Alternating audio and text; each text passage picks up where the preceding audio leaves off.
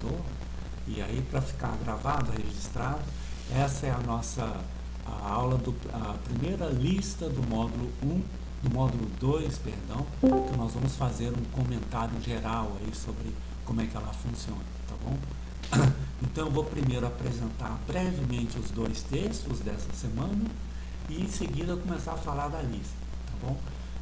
Eu vou resolver cada um dos exercícios da lista e como eu vou ficar em tela cheia, eu vou dar uma paradinha na hora de resolver o seguinte, para a gente comentar, fazer alguma coisa aqui, tá bom? Então vamos lá. Eu vou começar a dividir a tela com vocês. Vai ser a tela geral, né? Deixa eu colocar aqui o aplicativo todinho que a gente está vendo aqui. Ok.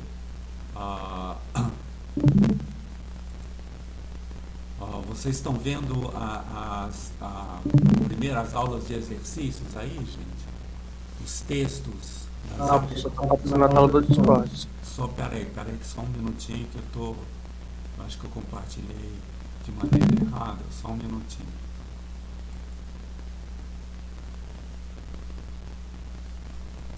Oi.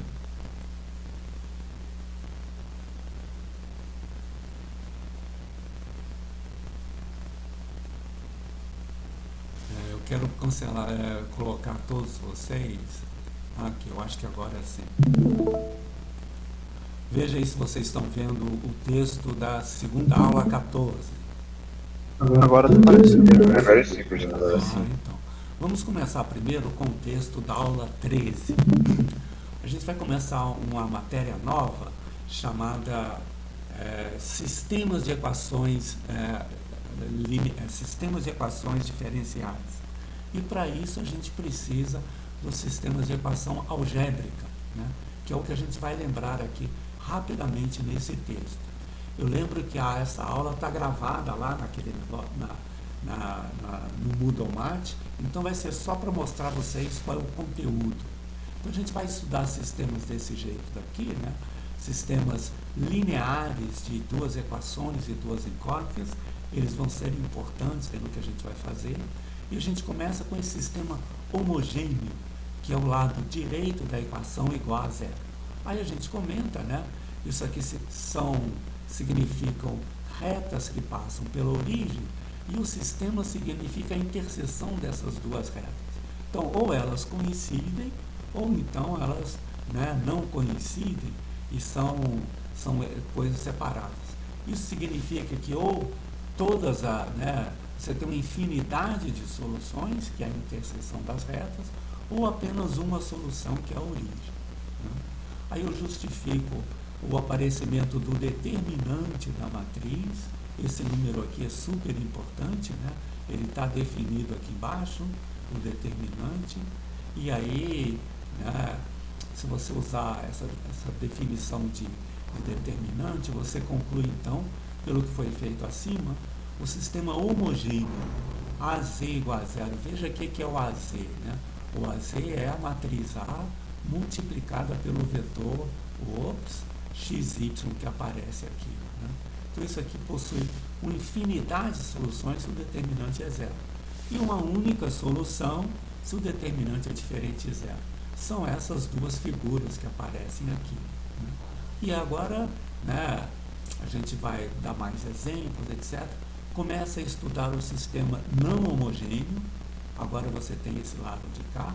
E as possibilidades são, ou as duas retas são paralelas e coincidem, ou são paralelas e não coincidem, ou elas não são paralelas e a solução é única.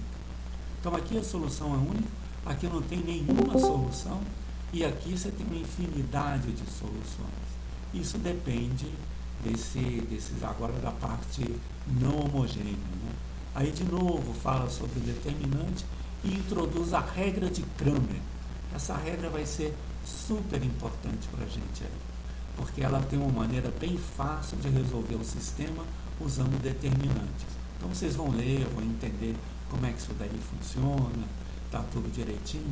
Tem vários exemplos aqui para vocês estudarem. Depois tem a parte de transformação linear, outra questão super importante. Você pega uma matriz, multiplica por xy, tem esse resultado daqui. Esse resultado você imagina que é a parte da multiplicação, né? Então a matriz sai aqui do xy, aplica a matriz, vem aqui no ST. No ST é o resultado. Esse é o domínio e esse é a imagem. E uma preocupação, claro, uma preocupação interessante, é você saber como é que essa imagem é, dependendo da matriz. Isso chama transformação, né? E ela é dita uma transformação linear, porque com a multiplicação de matrizes, tem essa propriedade aqui, ó, né? O A aplicado a uma combinação linear é a combinação linear dos A's. Essa é uma coisa que vocês já viram bastante ao longo do curso e vai ser importante. Então estudem isso aí direitinho, isso aí vai ser bom. E aí depois eu faço outros comentários, como é que funciona o determinante, etc. Aqui vocês precisam ir lá e ler o texto direitinho. Agora chegamos na parte de autovalores e autovetores, que é uma parte que a gente vai usar muito aí ao longo do curso, né? Okay? Então o que significa isso? Um vetor V é autovetor da matriz, se quando eu aplicar a matriz nele, ele vai na mesma direção da matriz.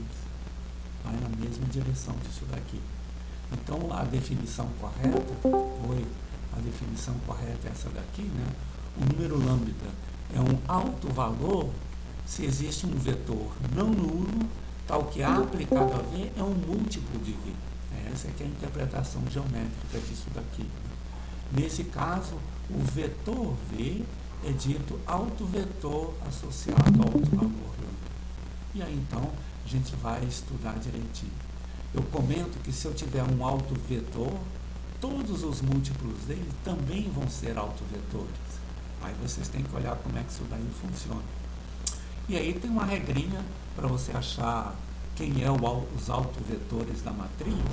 Está bem justificado aqui direitinho.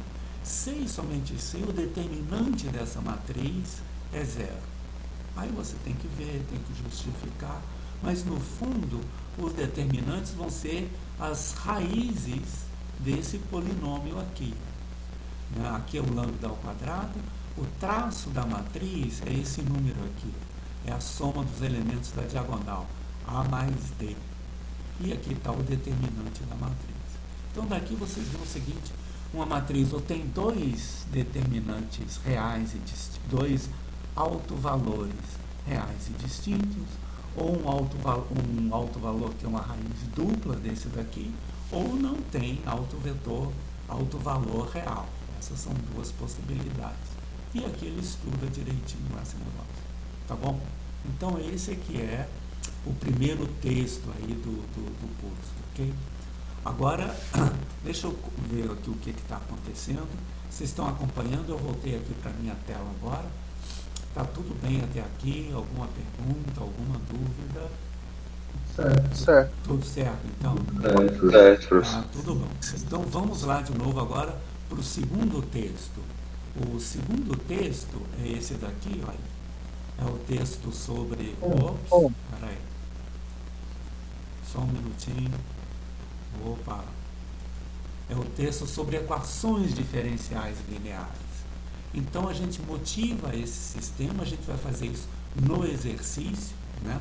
Os sistemas vão ser assim, duas quantidades, x e y, em que a variação de uma depende da outra. A gente vai justificar isso direitinho lá, como fazer. É o primeiro exercício da lista. Tem um método de substituição, que é exatamente como a gente usa lá nos sistemas algébricos, né? Isola a variável de uma equação e substitui na outra. Então a gente vai ver que é muito parecido, está feito aqui, a gente vai fazer uma coisa idêntica lá nos exercícios, né? E aí você pode resolver um sistema sem muita cerimônia, usando o que a gente já conhece dos sistemas de segunda ordem, né? Os sistemas de segunda ordem, que eles vão aparecer aqui, ó. Aquele sistema que apareceu aqui, no fundo, se você isola uma equação e substitui na outra, é equivalente a uma coisa de segunda ordem, que é esse daqui. Então a gente vai ver como fazer isso, não tem dúvida. Agora tem uma outra parte interessante, que é você resolver usando matrizes. Então você introduz aqui o x e o y, aqui a matriz dos coeficientes, está vendo? Olha, essa matriz é o que apareceu aqui, olha, nesses números, né? O 3 sobre 100, 1 sobre 100, 2 sobre 100, 4 sobre 100. Essa matriz é a mesma que está aqui. E aí o sistema escreve-se assim, ó, o zelinho, que é a derivada, é igual a A aplicado a isso daqui. Então se escreve desse jeito o sistema. E isso é bem mais simples de trabalhar, de mexer. E aí a gente vai discutir como é que essa notação matricial funciona, tá bom? Tem o método dos autovetores, que a gente vai usar também lá na hora de resolver a lista. E aí no final a gente conclui que resolveu de um jeito ou do outro, vai dar na mesma coisa, tá bom? Então isso é bem rápido, é só para vocês verem quais são os textos que estão aí colocados, tá bom? Tudo bem até aqui? Então esses são os dois textos. A gente pode agora passar para resolver as listas. Tá tudo bem? Professor, Pois não. só uma dúvida que me gerou nesse segundo texto. Pois não. Quando você encontrou o valor de x de t como a operação linear das duas soluções, Sim. você depois encontrou y de t. Isso. Mas ali você viu que os coeficientes são iguais para ambos os casos x de t e y de t. Isso é verdade para Não. qualquer caso ou foi só uma para facilitar as coincidência, contas? foi só uma coincidência. Eles são bem diferentes. A gente vai ver no exemplo que eles são diferentes, sim. Tá bom? Não, vamos ver. Ótimo. Então vamos lá. Vamos agora. Professor, calma. Antes do senhor ir, é que eu vou muito bem a diferença entre os autovalores e autovetores. Pois é, não, a gente vai comentar isso durante a resolução da lista. Eu dei uma passada geral só para vocês verem que o que a gente vai fazer nas listas estão lá no conteúdo dos textos, tá bom? Então, vale a pena vocês voltarem depois lá e estudarem o conteúdo direitinho, mas vai aparecer aqui quem são os autovetores e quem são os autovalores, tá bom? Então, espera um minutinho que a gente vai chegar lá com certeza, tá bom? Então, vamos lá agora, vamos então para a lista, né? Aqui está a lista 1 dessa semana. E a gente vai, por exemplo, começar com aquele problema de uns sistemas de equações, etc. E eu lembro que aqui no final, tem essa parte que é o CAR, né? A assistência computacional, recurso de um assistente de recursos computacionais. E aí, o que nós vamos fazer é o seguinte, toda essa orientação que está dada aqui, nós vamos resolver usando o Maxima de fato, tá bom? Então, do outro lado aqui da tela, se vocês estão vendo agora, está exatamente um arquivo do Maxima com essas mesmas comandos que estão de cá, tá bom? Então, a gente vai fazer um paralelo de como resolver as equações usando o Maxima. Com isso, a gente vai ganhar duas coisas. Primeiro, nós vamos fazer a conta de um jeito mais simples. E segundo, eu vou ilustrar a vocês como usar o Maxima para fazer isso, né? Essa parte daqui dos recursos computacionais é mesmo interessante, gente. E pelo que eu vi lá dos TCCs, vocês não estão usando isso assim com toda a sua potência, né? Vamos ver se isso daqui ajuda. Então vamos lá, vamos começar o primeiro exercício, tá bom? É uma brincadeira, vocês estão vendo aí o coiote e o pernalonga, né? O coiote é uma raposa, o pernalonga é o coelho, né? E você tem uma população de raposas e coelhos numa determinada região. O que acontece? As raposas se alimentam dos coelhos, né? Então, quando tem muito coelho, as raposas tendem a aumentar. Mas o aumento das raposas tende a diminuir o número de coelhos. Então, é um equilíbrio bem complicado aí, né? Entre uma coisa e outra. É claro que a população de raposas, o crescimento dessa população, depende da de coelhos. E a de coelhos, por sua vez, também depende da de raposa. Uau! Esse é o significado essencial do sistema de equações diferenciais, tá bom? Então, nesse caso, a brincadeira é assim, ó. Você supõe que o C de T seja a população de coelhos e o R de T de raposas. Claro, esse é só para a gente dar um nome para as coisas aí. Então, você tem que o C de T, você vai supor que é o seguinte, ele é 300 mais X de T. Então, o X de T mede a diferença a partir de 300. E o Y de T mede a diferença das raposas a partir de 180. Tá bom? E aí você vai supor isso daqui, olha. Como é que é a taxa de crescimento da população de coelhos? Né? Esse 3 sobre 30 significa 30%. Então, a ideia é o seguinte, se não fossem as raposas, os coelhos cresceriam a 30% ao mês. Tá bom? Então, se só tivesse coelho, estava lá. Mas não tem só coelhos, tem raposas. E aí o aumento da população de coelhos depende disso daqui, ó. É proporcional ao número de raposas. Né? Menos 5 sobre 10, que é 50% da população de raposas. Então essa que é a ideia. O crescimento da população de coelhos depende dela própria, com certeza, que é isso daqui, né?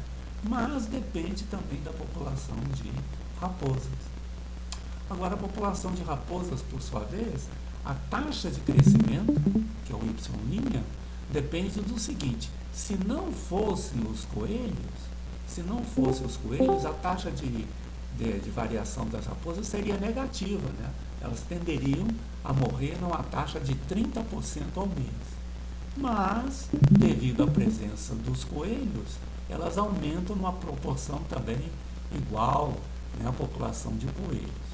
Então, você tem esses dois sistemas aqui, tá bom? Então, essa é que é a interpretação. O que você quer saber é como é que esse sistema funciona. Como é que no longo prazo vai ocorrer, como é que elas oscilam, como é que não, etc. Né? Ok. Aí, então, o primeiro item é esse daqui, ó. A x de t é a solução de uma equação da forma, né, igual a zero, onde a e b são números. Então, o que ele está pedindo? Para você usar o método da substituição, que foi mostrado lá no texto, como funciona, né, para obter a equação satisfeita por x. Olha, como é que você faz isso? Olha só. Se vocês olharem nessa primeira equação, o y de t aqui depende do x e do x', mas só do x e do x', não depende do y mais, é só isso daqui. Então eu vou pegar essa expressão do y e substituir nessa outra equação. Eu vou derivar e substituir aqui, entendeu? Quando eu então derivar e substituir aqui, como o y só depende do x e do x', né? Quando eu derivar vai aparecer um x, duas linhas, tá vendo? Né? E vai aparecer o próprio x. Então eu vou isolar essa equação e pegar esse resultado e colocar aqui dentro. Tá bom? Vamos ver o que vai dar. Olha aqui no Maxima como é que funciona. Então tá lá, ó. Eu defini como sendo d de x1 a equação satisfeita por x. Veja, é 3 sobre 10 vezes x menos 5 sobre 10 vezes o y. É o que está aqui no texto. É essa parte que está aqui. Tá bom? Aí eu vou fazer o seguinte, eu vou isolar o y dessa equação.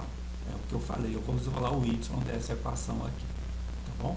E depois vou substituir o y nessa outra equação. Vamos ver quanto é que dá o resultado. Uau, olha só que legal. Está aqui a definição da equação satisfeita por x e eu isolei o y.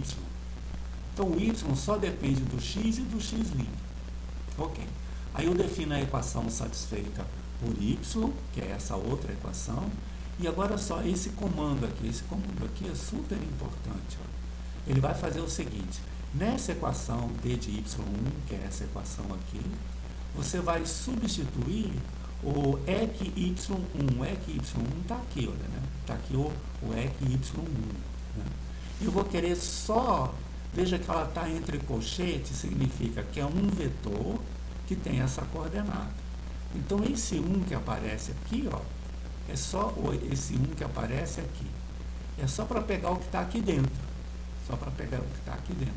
Então, eu vou pegar o que está aqui dentro, vou usar a derivada e vou substituir nessa equação aqui. Está aqui o resultado. Esse daqui é a derivada do y, e do outro lado tá, eu substituo o y também por isso daqui. E por último, eu resolvo isso, né, isolando a derivada segunda de x. Né? Cadê a derivada segunda? Está aqui, ó, a derivada segunda apareceu aqui. Quando eu isolo a derivada segunda, simplifica tudo, pá, olha só. Uau. Então, se eu faço o método da substituição, né, eu concluo que o x é solução de uma equação que, olha, não é o a e o b igual a zero, né? Aqui o a é igual a zero, só o b é que é não nulo. Tá bom isso? Tudo bem aí? Poxa, tá direitinho, né? Vamos continuar então. Poxa, vocês viram como é que é importante aqui usar o maxima, né? Tá direitinho. Aí ele vai agora perguntar isso daqui, ó. A expressão de x envolve exponenciais reais. Poxa, se envolver exponenciais reais, você tem duas opções, né? Ou essas exponenciais reais crescem muito, ou elas decrescem muito. Então, se aparecer exponencial real, significa que a população aqui de coelhos, que é o x, né, vai crescer muito, ou então vai se extinguir. E se não aparecer as exponenciais reais, aí aparecem as exponenciais complexas, que são aquelas senos e cossenos. Né? Então, o que está perguntando aqui, olha, como é que é a história? No fundo, ele está te pedindo para resolver a equação do item anterior. Né? Okay? É de se esperar que não apareçam exponenciais reais, porque essa situação aqui vai estar em algum equilíbrio de algum jeito. Vamos ver como é que resolve. Voltamos aqui para o maxima agora, tá bom? E como é que a gente resolve? Essa é fácil, a gente já sabia, né? É o ODE 2. Eu vou resolver essa equação que está aqui em cima na variável x de t, né? Usando a variável independente t. Então, vamos resolver.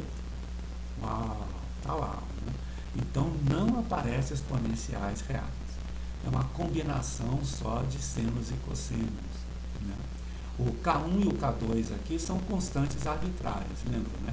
Esse percentual que precede um número ou precede uma letra significa uma constante arbitrária. E aí eu defini o x como sendo essa constante arbitrária. Então, né, não envolve exponenciais reais. E agora você vai estudar o período desse negócio. Lembra como é que é o período de uma função periódica, né? Professor, estou ouvindo. Como é que o senhor conseguiu chegar nesse resultado mesmo? Como é que o senhor resolveu? Não, a solução aqui na mão é o seguinte: você vai ver o polinômio característico dessa equação aqui. Tá vendo? Lembra? Né? Vai ver as raízes daqui. As raízes vão ser duas raízes complexas conjugadas. E pelo que eu estou vendo aqui, a complexa conjugada é 2/5 de i e menos 2/5 de i. Estão lembrando como é que você resolve isso? Aqui você resolve pelo sistema de, né, polinômio característico, acha as raízes. Né? Isso é do módulo 1 ainda, é o que a gente já tinha feito lá. Né? Tá entendido? Né? Não foi muito bem, professor. Se o senhor pudesse fazer, eu acho que ia ser bem bom. Mas só se não fosse tomar muito tempo. Pois é, não vai tomar muito tempo, porque essa é a teoria toda que a gente desenvolveu lá no módulo 1. Vamos deixar assim por enquanto, e a minha sugestão é, se tiver tempo, no final a gente olha. Mas vamos continuar resolvendo, porque senão a gente vai perder muita coisa. Mas, de qualquer maneira, essa daqui é aquela teoria que nós fizemos durante o módulo 1, metade do módulo 1 em diante, né? Quando a gente começou os sistemas de segunda ordem, falando do sistema massa-mola, né? Isso aqui corresponde ao sistema massa-mola, em que a massa aqui é 1, né? A constante resistência do ar é o A e a constante da mola é o B. É o mesmo problema. E aí você vai ver como é que oscila o bloquinho. O bloquinho iria oscilar desse jeito daqui. Né? De fato, como não tem resistência do ar, ele oscila com amplitude constante. Oscila com amplitude constante. Ok? Então, essa é uma teoria bem longa que a gente fez aí, né? Agora, aqui no Maxima tem a forma de resolver, é essa daqui. Numa lista de exercícios, sim, teria que resolver manualmente. Num TCC, teria que resolver usando esse comando daqui. Tá bom? Ok. Agora, como é que a gente estuda o período? O período chama 2/5 de ômega. Então, aqui, isso aqui é seno de ômega t. O período dessa função é 2π sobre ômega. 2π sobre ômega. Então, você vai fazer 2π sobre 2/5. Vai dar 5, que é isso daqui. Tá bom? Então, o período, isso aqui está certo, né? Ela oscila com o período 5π. 5π, o π é 3, alguma coisa, isso é um pouquinho maior do que 15. E 15 são 15 meses. Então, de 15 em 15 meses, as coisas voltam a se repetir. Essa aqui é a ideia que está acontecendo. Agora, ele pergunta sobre a população de coelhos, né? Oscila com um período menor ou maior do que a de coelhos. Essa já podia estar respondida aqui, olha, nessa equação. Se o x é uma função periódica de período 5π, quando você deriva, não muda esse período. E quando você soma, também não muda. Então, o y deve ser uma função com o mesmo período. E é o que vai acontecer aqui, olha, né? Eu vou pegar a equação EQY, que é exatamente essa que eu estou pegando aqui. Cadê a equação EQY? É isso daqui, ó, né? E vou substituir nessa expressão aqui, né? Porque eu já defini o x aqui, ó. Eu vou definir usando a derivada. Então, vai ficar o quê? Uau, essa é a expressão do y. O que foi feito aqui? Você, nessa expressão que tem aqui, que é a derivada, eu vou substituir a expressão do x, que é essa daqui. Inclusive derivando, que tem esse diff que aparece aqui, né? Ok? Aparece esse diff aqui.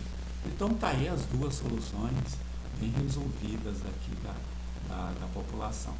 Aí tem uma pergunta agora super interessante, que a população de raposas e de coelho oscilam com amplitudes iguais. Poxa, o que é uma amplitude? Por exemplo, vamos lembrar o que é a amplitude de uma função assim. Aqui nós vamos precisar de um resultado que está feito lá na aula 9.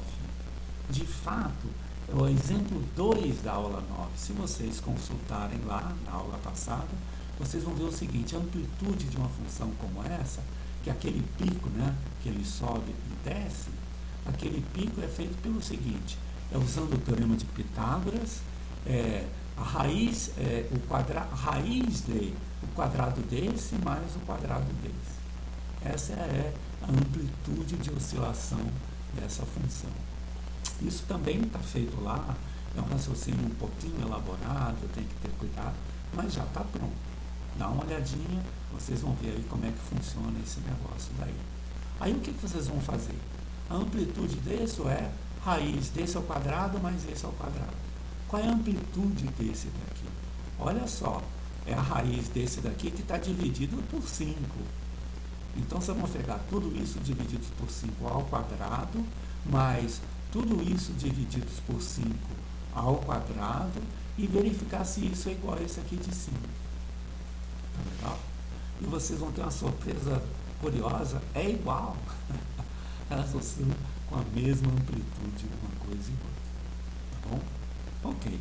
Vamos dar uma paradinha só para a gente comentar alguma coisa. O que vocês acharam? É difícil resolver a equação? É difícil o problema? Professor, essa letra, por favor? Desculpe, repete que cortou o seu som. Tu consegue explicar essa letra E de novo? Letra E de novo? Vamos explicar a letra E de novo. Isso. Sobre a população, a amplitude de oscilação, né? Ok? Deixa eu voltar aqui, só um minutinho. Só um instantinho, tá aqui. Eu vou colocar aqui de volta. O x é isso daqui, uma combinação de senos e cossenos, tá bom? E o y é isso daqui, uma combinação de senos e cossenos também. O que é amplitude? Se você fizer o gráfico disso daqui, vai ser um gráfico parecido com o gráfico do seno. Não é exatamente o gráfico, ele vai estar transladado, etc., né? E a altura máxima não é 1, a altura máxima vai depender dessa amplitude, né? Por exemplo, se fosse só seno de 2x, qual seria a amplitude de oscilação? Seria 2. Se fosse 3x, seria 3. Aqui está variando, não só não é 3 nem 2, como também tem o cosseno disso daqui, né? Então, a amplitude significa essa parte maior que aparece no gráfico dessa função. E eu estou dizendo que essa amplitude, como é que você calcula a partir disso? Aí tem que ir lá no texto da semana 9, aula 9. O exemplo 2 lá diz, olha, a amplitude vai ser raiz desse daqui ao quadrado, mais esse aqui ao quadrado. Essa é a amplitude. Tá bom? Agora, a amplitude dessa aqui de baixo... Oi, desculpa, tá bom, Lucas? Vou entender agora, Não, obrigado. entendi. Agora, a amplitude desse outro aqui é mais complicada, aparentemente, né? Você vai pegar tudo isso daqui divididos por 5, né? Porque tem o 5 aqui dividindo, e levar ao quadrado. Pega tudo isso, divididos por 5 e levar ao quadrado. E faz a soma das duas, você vai ver que vai dar exatamente essa aqui de 5. Uau! Então é bem interessante daí, né? Ok. Mais alguma pergunta, alguma dúvida? Eu tenho, professor. Como é que a gente fazia aquela forma lá? Como é que a gente levava ao quadrado? E a gente tinha uma constante lá que a gente não sabe qual é. Não, deixa lá indicado. É K1 ao quadrado, né? Se você olhar, vamos voltar lá, você vai ver o seguinte. Você vai ver que aqui tem o K1 ao quadrado, aqui o K1 ao quadrado. Aqui aparecem as mesmas constantes, ó. Tá vendo? É o K1, só que multiplicado por 3. O K2 multiplicado por 4. Aqui também, o K2 multiplicado por 3 e o K1 por 4. Então, quando você fizer essa conta, vai depender de K1 e K2 só. E aqui também vai depender de K1 e K2. Então, independente de quem seja K1 e K2, você pode comparar os dois resultados. Poxa, foi boa pergunta. Tá bom, melhorou um pouco? Ok, não, tá tudo bem. Então vamos lá, vamos passar para a segunda questão agora, tá bom? A segunda questão, vamos continuar agora usando o Maximo aqui. Nossa, essa daqui é uma questão interessante, porque fala sobre circuitos, né? Se você tem um circuito simples, com um laço só, você resolve usando aquele sistema de segunda ordem, né, o capacitor, etc. Aqui você tem dois laços no circuito e você quer relacionar como é que você estuda as coisas aqui, tá bom? Então você tem que usar várias leis da eletricidade que foram dadas lá naquela hora que a gente começou a estudar os circuitos não homogêneos. Aí aparece as leis de Kirchhoff, a lei das correntes, etc. Aparecem todas lá bem direitinho. Eu não vou entrar nesses detalhes, porque aí seria um pouco longa a situação, mas tudo que vocês precisam está dito aqui em cima. Não tem nada que vocês vão precisar que não seja, né, vocês não precisam saber de eletricidade para resolver isso não, entende? Então eu vou só comentar o seguinte, olha, ele diz aqui, né? Usa as informações dadas para concluir que a corrente aqui pelo indutor está relacionada com a queda de tensão pelo capacitor por essas duas equações que aparecem aqui. Ok? Então vamos ver. Vamos usar as leis lá da eletricidade, essas leis são conhecidas. O L aqui é 1, ó, tá vendo? O L aqui é 1. Então, quem é o L'? O L' é o V sub índice L. Aqui está dizendo que a queda de tensão no indutor é proporcional à taxa de variação da corrente, né? Com a proporcionalidade sendo isso daqui. Então, essa derivada é isso daqui. Ok. Agora, ele pede para relacionar essa derivada com esse outro. Opa, como é que a gente vai fazer? Então, a gente vai olhar o seguinte. Se vocês olharem aqui nas quedas de tensão, aqui aparece a queda de tensão pelo indutor. A queda de tensão pelo indutor vai ser a queda de tensão pelo capacitor, né, menos, passa essa para o lado de cá, né, menos a queda de tensão pela resistência 1, resistência que está aqui. Então, quem vai ser o V sub índice L? Eu vou fazer o contrário, eu vou passar isso aqui para o outro lado e o V para o lado de cá. Já vai aparecer o menos V, tá vendo? Já vai aparecer o menos V. E vai aparecer também o menos R, o V subíndice R, que é a queda de tensão aqui nesse negócio. Quem é a queda de tensão aqui nesse negócio? Se você olhar, é o I subíndice R1. O I subíndice R1. Mas o I subíndice R1 é exatamente igual ao L, à queda de tensão do capacitor pelas leis da eletricidade. Então, você deduz essa equação só usando as informações elétricas que tem aqui. Coisa igual vai acontecer do lado de cá. Mesmo raciocínio, mesma coisa. Mas procurem aqui dentro que vocês vão achar isso daqui. Então, no final, né, só vocês vão justificar fazendo essa conta que eu acabei de fazer. Agora, vamos abreviar um pouquinho. O I subíndice L vai ser só o I. E o V subíndice C vai ser só o V, porque daqui para frente a gente só vai mexer com isso. Então, a gente está relacionando a corrente aqui pelo indutor, né, com a queda de tensão no capacitor. Essa aqui vai ser a brincadeira. Então, vamos aqui definir, né, com essas abreviações, vamos usar o método da substituição para obter a equação satisfeita por I. Então, vamos lá. Opa! Vamos lá no maxima. A gente vai definir a equação satisfeita por I. Está aqui em cima. Né?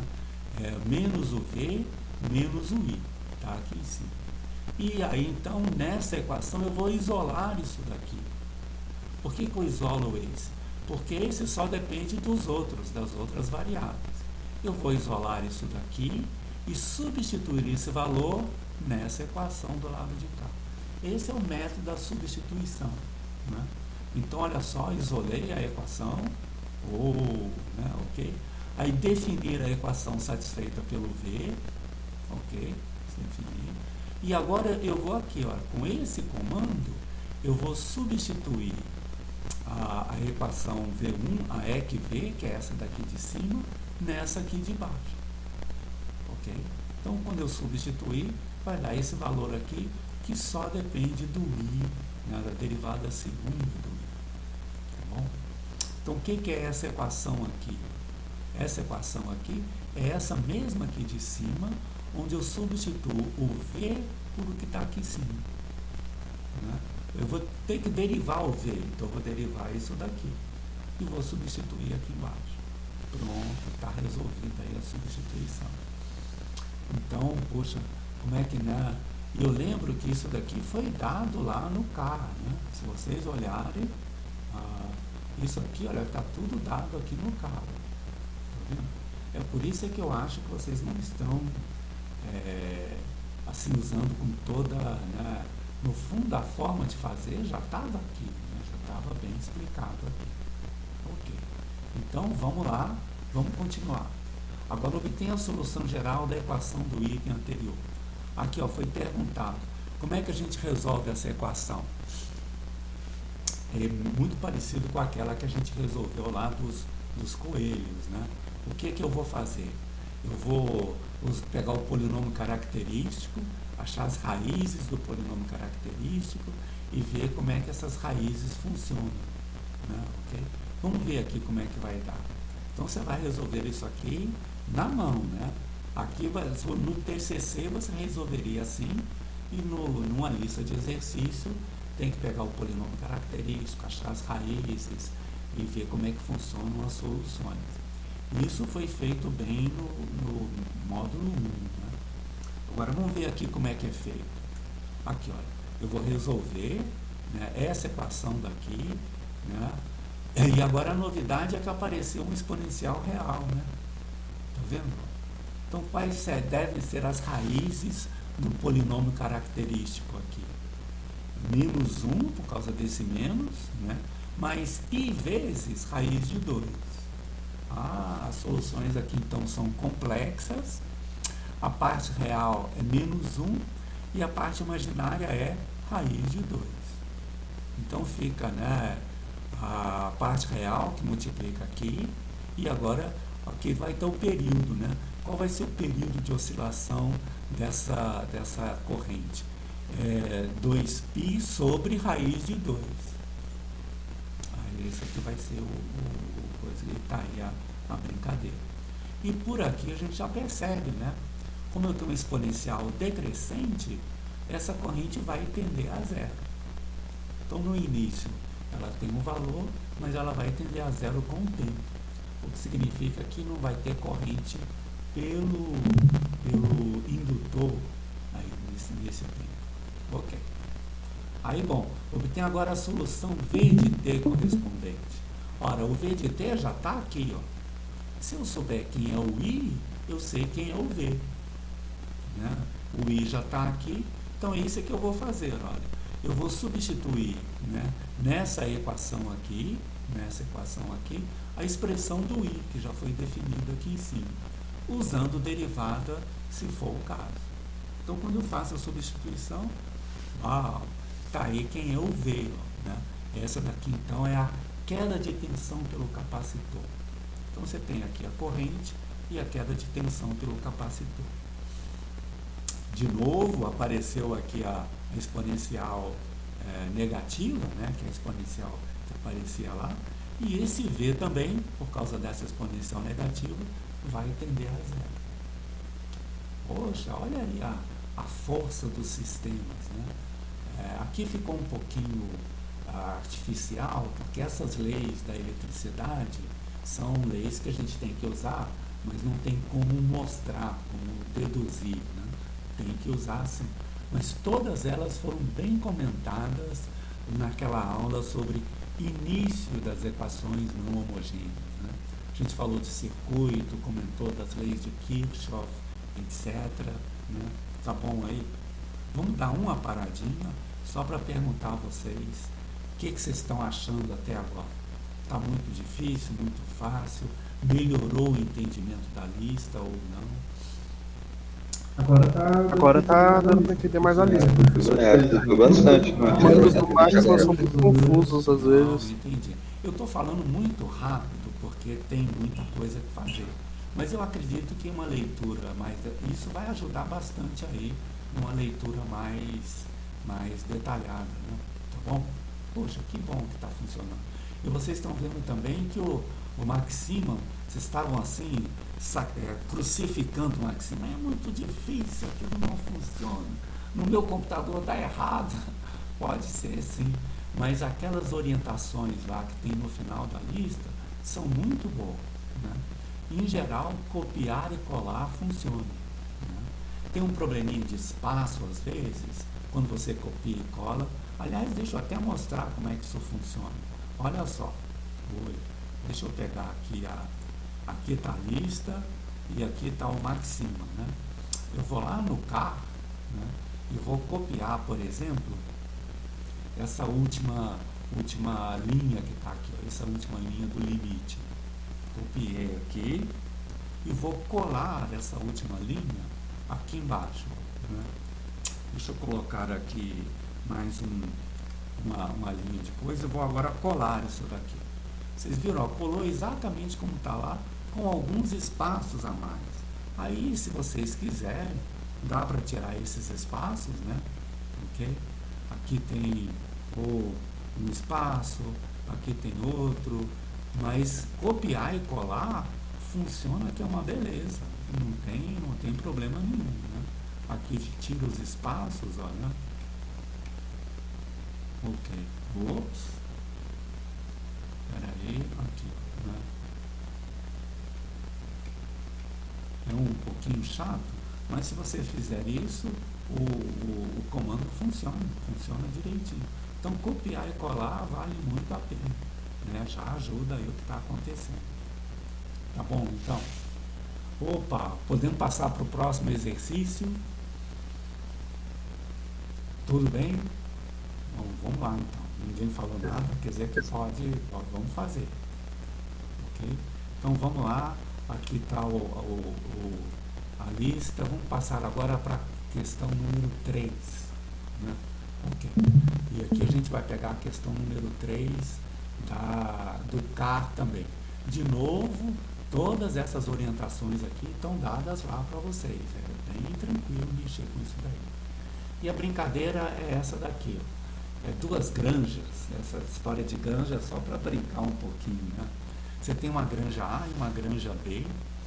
E aqui você tem uma população de galinhas, e aqui você tem uma outra população de galinhas.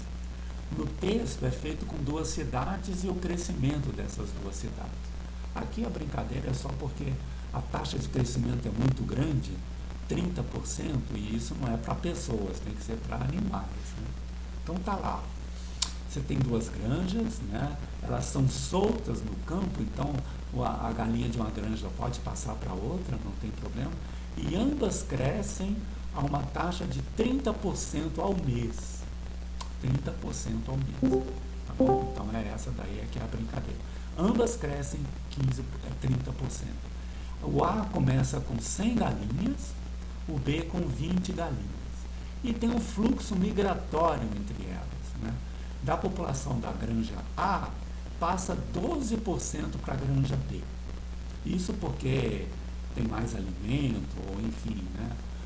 E passa também 6% da granja B para a granja A. E aí vocês perguntam, e aí? Como é que isso vai ficar ao longo do tempo? Vocês estão vendo que a população A é maior no início, é 100, mas perde muita coisa para B, que começou pequena e começa a aumentar. Então a ideia é que a população A aumente, mas a B aumente mais e acabe ficando eventualmente igual à população do A. Tá bom? Então vamos lá. O que significa o sistema satisfeito por X e Y? Está praticamente aquilo, né? O que significa? O X é a população do A, o Y é a população do B, eles crescem a 30%. Vamos pensar no A primeiro. Cresce a 30%. Perde 12% para a granja B. Então, de 30, tira 12. Fica com 18. Tá bom? Então, ele vai crescer 18 sobre 100 da população. E ganha 6 do A. Então, ganha 6% do Y. Né? Mesmo, então, o que vai acontecer aqui? Olha, o que vai acontecer? A taxa de variação da população de galinhas da granja A cresce a 18% dela própria. Por que 18? 30 menos 12. E ganha 6% da população da outra granja. Tá bom? Ganha isso daqui. Agora, o que acontece com a população do B? Também eles crescem a uma taxa de 30%, mas perde 6%. Então, a taxa líquida é 24%. Tá certo? 24%. É esse que está aqui, ó. 24% da granja coisa. E ganham, ao mesmo tempo, 12% da população da outra granja. Então, o resultado final, uau! E aqui aconteceu uma coisa super importante para dizer para vocês. Porque o resultado do comando não é o que está escrito aqui em cima, né? Vocês sabem adivinhar por quê?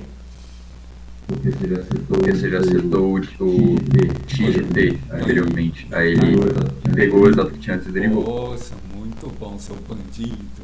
Você já sabia da minha resposta, né? Então, o que aconteceu? Eu defini um X de T aqui antes, né? Aí esse X ainda está na memória do computador. Então, quando eu coloquei aqui, ele derivou aquele X de T. Como é que a gente resolve isso? Vem aqui no Maxima e manda ele recomeçar o Maxima. Ele recomeçou tudo. Isso zera a memória, né?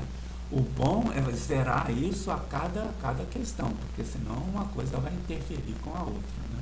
Então, Agora sim está aí direitinho. Né? E ele já simplificou algumas coisas, né? O 18 sobre 100 já simplificou aí bastante, né? Ficou 9 sobre 50. E o 6 sobre 100 ficou 3 sobre 50. Ficou aí assim. Então esse é o sistema de equações satisfeitos um pelo outro. E o que nós vamos fazer agora? Vamos usar o método da substituição para, né, verificar que ele quer o y de t. O y de t. Então o que eu vou fazer? Eu vou pegar o x aqui, e isolar esse x. Quando eu isolo esse x, ele só vai depender do y. E vou pegar esse x e substituir aqui em cima, tanto aqui no x quanto na derivada. Tá bom? Então a primeira coisa é isolar o x. Vamos lá. Isolei o x. Ok.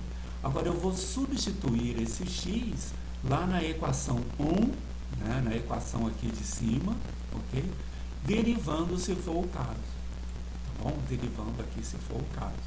Tudo bom? Então o que a gente vai fazer? Aqui está definida a equação. Agora eu vou substituir essa expressão aqui em cima. Então está aqui a derivada. Derivada desse lado de cá. E igualando o outro lado da derivada assim. Aí eu concluo, simplificando, né, que o y satisfaz essa equação diferencial de segunda ordem. Ficou bom esse método de substituição, gente? Eu acho que ele está bem claro, né? Claro e muito parecido com a forma de você resolver sistemas algébricos, né? Usar uma variável e substituir na outra. Tá bom, vamos ver então como é que funciona. Então, usando o método de substituição, verifique que você usou uma equação de segunda ordem. Está aqui a equação de segunda ordem. Tá bom? Ok. Agora, obtenha a solução geral da equação do item anterior. De novo, como é que a gente resolve isso?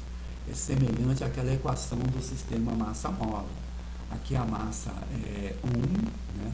A constante resistência do ar aqui passa para o outro lado, né? Devia ser negativa. E aqui estaria a constante da mola, né, passando para o outro lado. Mas, enfim, aqui você tem que ver o polinômio característico, olhar as raízes, etc. Vamos resolver isso daí. A resolução dá acima. Tem exponenciais crescentes agora, tá vendo? Exponenciais crescentes. E só exponenciais crescentes. Então, a solução nem oscila, aumenta ou diminui. Ela sempre aumenta. O que é razoável no modelo, né? Ela cresce a 30%, perde um pouco, ganha outro pouco, mas sempre crescendo. Sempre crescendo. Né? Ok. Agora vamos ver quem é a solução esse aqui está a solução do y, vamos ver quem é a solução do x. A solução do x é muito simples, né? Eu sei quem é o y e sei quem é o x em termos do y. Então eu vou substituir a expressão do y aqui para obter o x. É isso que é feito aqui nesse comando, né? Nesse comando daqui, olha, né? Eu estou substituindo o x igual ao y lá, está aqui a expressão do x. Vou definir o x de t como sendo essa expressão, vou definir assim, ok? Então eu tenho aqui quem é o y e aqui quem é o x, tá bom? Ok. Todos os exponenciais crescentes, etc., com uma relação importante. O K1 e o K2 aqui são os mesmos aqui embaixo. Ó. K1 sobre 2, 2K2 sobre 2, mas são as mesmas constantes. Né? Ok. Agora ele diz aqui, olha, né? Depois de fazer isso, impõe a condição inicial para determinar quem são essas funções. Então agora eu vou resolver, olha. O x de 0 é 100 e o y de 0 é 50. Eu quero resolver esse sistema nas variáveis K1 e K2. Vou chamar de K tudo isso. Então esse K é um vetor de duas coordenadas, tá bom? Tá bom.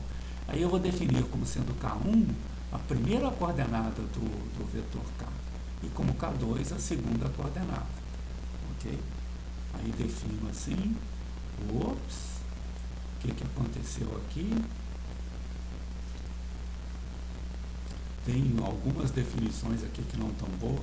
Sempre que acontece um problema como esse, você volta aqui no início, limpa a memória do computador e tenta refazer tudo de novo. Aqui, vamos resolver a equação, vamos agora ver o que está acontecendo aqui. Uau, agora funcionou tudo direitinho. Tinha alguma coisa na memória aí que não estava certo. O K1 era define shift no era derivado do x. Ele dando um problema. Tá vendo? Assim não dá. Então aí ficou o quê?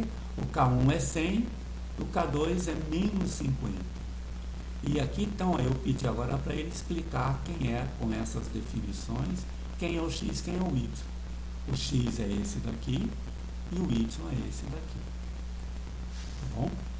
Poxa, tá direitinho aí, né? E aí tem uma pergunta curiosa, que é a seguinte: puxa, a gente viu que essa população começou grande, mas está perdendo muita coisa para cá. Essa daqui começou menor, mas está recebendo muita coisa. A uma certa altura, uma vai ficar igual à outra. Nessa hora, se você fizer na mão, você vai precisar dessa aproximação.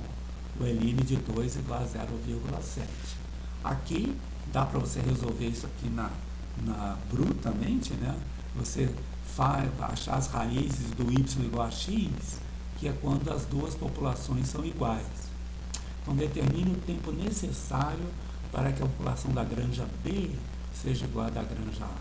Para você fazer isso, se você colocar isso daqui, ó, vai ser 3,85, um pouquinho menos de 4 meses. Essa aqui vai ser a ideia, né? Então, puxa, em pouco menos de 4 meses, as populações ficam iguais. Tá bom? Puxa, tá tudo direitinho, né? Vamos dar um tempinho aqui para vocês verem o que está acontecendo, se vocês têm perguntas, têm dúvida. Eu acho que essa maneira de fazer a leitura da... Sim, fala, Lucas. Pois não. Essa 3 aí tinha ficado com muita dúvida na D, quando eu tava lendo, então é mais fácil realmente agora de aqui entender. na D, né, obter a solução geral botando essas condições iniciais. Aí, de fato, o que era preciso fazer? Impor, né, o x de 0 a 100, o y de 0 igual a 50. Aí você faz essa solução e funciona bem, né? Ok. Então vamos lá agora para a nossa última questão, e um comentário aí talvez um pouquinho rápido. A gente vai resolver essa mesma questão usando agora a notação de matrizes. De fato, daqui para frente a gente vai usar bastante matrizes e vai ser assim, né? Então, de início ele diz, olha, como é que você soma dois vetores? Soma coordenada a coordenada. Como é que você multiplica uma matriz por um vetor? Está aqui a matriz, está aqui a matriz e está aqui o vetor, né? A R é assim, né? Essa, aqui está difícil da gente pegar. Essa linha por essa coluna. Depois essa linha de baixo por essa coluna. Está aí a multiplicação. E a derivada do Z, a derivada é coordenada a coordenada. Ok. Então, obtenha A de forma que o sistema do problema anterior escreva-se desse jeito. Ó. Então, aqui vai ter a derivada, x', y'. Aqui vai ter A vezes Z. Ora, é exatamente essa derivada, o que a gente fez aqui no item A da questão, né? Aqui a matriz, ó, 3 sobre 50, de fato tem que começar aqui, né? 9 sobre 50 do x, 3 sobre 50 do y. E aqui embaixo também a mesma coisa. Então, como é que você define essa matriz? Aqui, ó, a primeira linha é assim, 18 sobre 100 e 6 sobre 100. É a primeira linha que aparece aqui, ó, nessa questão. E a segunda linha é o 12 sobre 100 e 24 sobre 100. Assim é que você define matrizes aqui no Maxima, tá bom? Agora a gente vai calcular os autovalores e os autovetores, etc. Deixa eu fazer uma brincadeira aqui que vai ajudar a gente a entender esse negócio. Que é assim, ó. Vamos entender como é que funciona esse comando aqui. ok? Esse comando, como é que ele funciona? Eu vou começar fazendo assim, só tirando esses itens daqui. Então ele vai te dar essa resposta, ó. São os dois autovalores, né? O primeiro de multiplicidade 1 e o segundo de multiplicidade 1 também, tá certo? Então dessa lista que eu tenho aqui, isso aqui é uma lista, né? Veja, é uma lista em que tudo isso é a primeira entrada e tudo isso daqui é a segunda entrada. Dessa lista eu vou pegar só a primeira. Então eu peguei só a primeira entrada. E dessa primeira entrada eu vou pegar também só o primeiro alto valor. Então eu vou colocar assim. Aí finalmente eu pego só esse daqui. Esse é que eu estou definindo como sendo o L1. Tá bom? Vou fazer a mesma outra coisa do lado de cá, só que agora aqui, ao invés do primeiro, eu vou pegar o segundo. Então, eu acho que isso daí está tudo certinho. Ok? Então, a gente já entendeu como é que funciona isso daí, está tudo direitinho. Agora, vamos pegar, essa é o item A, né? Eu tenho, vamos lá, obter a matriz, calcular os autovalores de A, que são as raízes desse determinante. Vocês têm que calcular isso aqui na mão. Vocês vão calcular, ver como é que isso funciona, né? E aí, tá. Aqui vale a pena, talvez, ler o texto, ver direitinho o que está acontecendo lá. Agora, os autovetores. De novo, eu vou mostrar para vocês como é que funciona esse comando dos autovetores. Vamos ver aqui o comando dos autovetores. Vamos fazer assim, ó, né? E eu vou tirar primeiro todas essas... aqui, ó. Então o que ele responde? Quando você pega os autovetores, aparecem os autovalores, as multiplicidades, e aqui é que aparece o autovetor. Esse daqui é o primeiro autovetor correspondente ao primeiro autovalor. E esse daqui, o segundo autovetor correspondente ao segundo autovalor. Como é que eu pego só esse daqui? Então é o que eu vou fazer, ó. Eu vou lá nesse negócio pegar só a segunda entrada, que são os autovetores, né?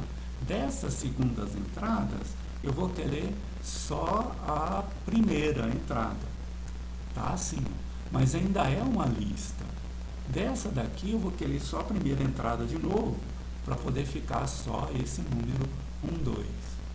Aí eu faço a transposta dele, que é esse 1, 2 aqui, para ficar tudo direitinho. Tá bom? Então essa é assim que funciona. E é assim que vocês devem fazer também na hora de entender os comandos, né?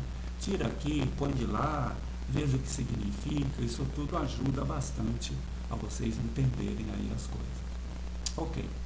Então tá lá, achou os autovalores. Agora olha só.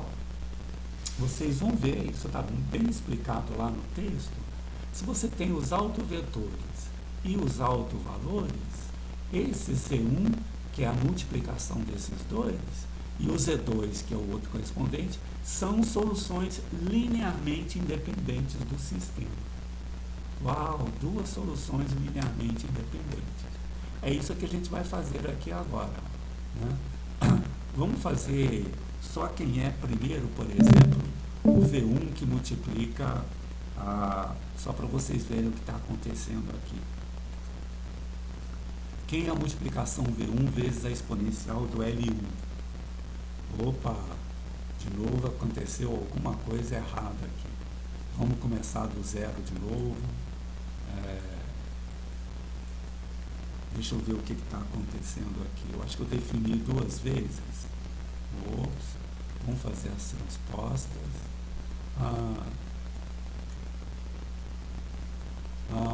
Alguma coisa. O que está acontecendo aqui? Deixa eu tirar. Está faltando só o ponto e vírgula no final. Aí, ó, para vocês aprenderem, se faltar o ponto e vírgula. Então, quando eu faço esse daqui vezes a exponencial, ele coloca lá dentro. Ó, tá vendo? Ok. Então, eu vou definir isso daqui, está definido, e vou perguntar is equal, né? será que se eu derivar isso daqui é a mesma coisa que A aplicado a Z1? Uau, essa aqui é a pergunta. E aí a resposta é sim, é verdade. Poxa, tá bom isso daí. Então dê uma olhadinha, estude isso daí direitinho. Vocês vão, eu acho que vocês vão se divertir bastante com esse negócio daí. E por último, né, no item E, pegar, você quer saber se o Froschiano entre as duas soluções é não nulo. Aqui, ó, calculou o determinante da matriz que tem essas duas colunas. O determinante dá isso daqui. O determinante dá isso daqui. Então, um determinante não nulo.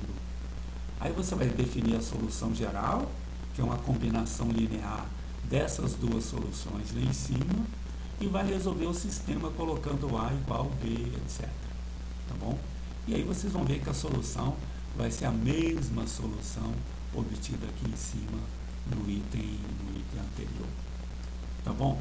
Eu fico um pouquinho rápido dessa última, porque a gente já está em cima da hora aí, mas eu acho que agora, se vocês lerem o texto, voltarem a isso daqui, etc., vocês vão ter bem mais facilidade de resolver o problema, tá bom?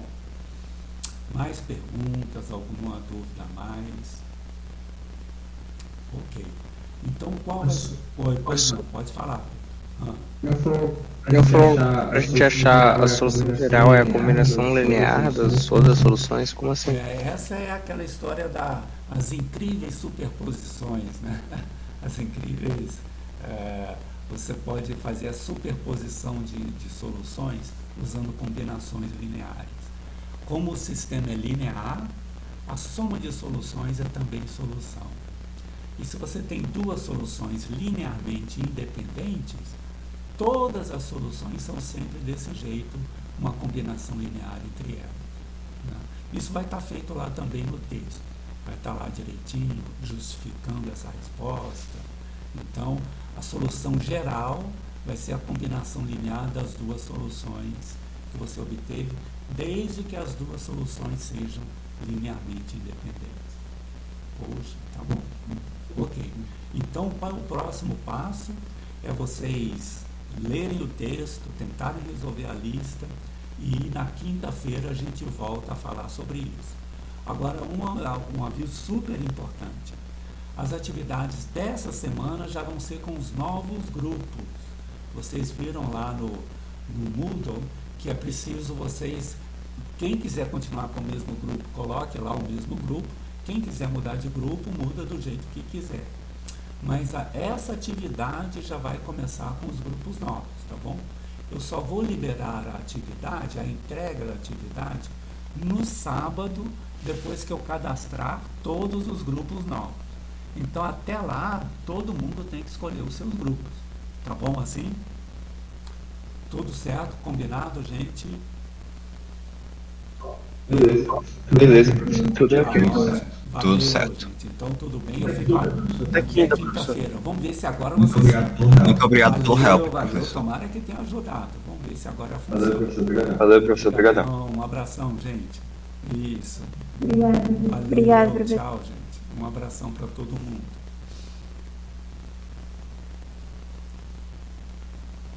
Isso.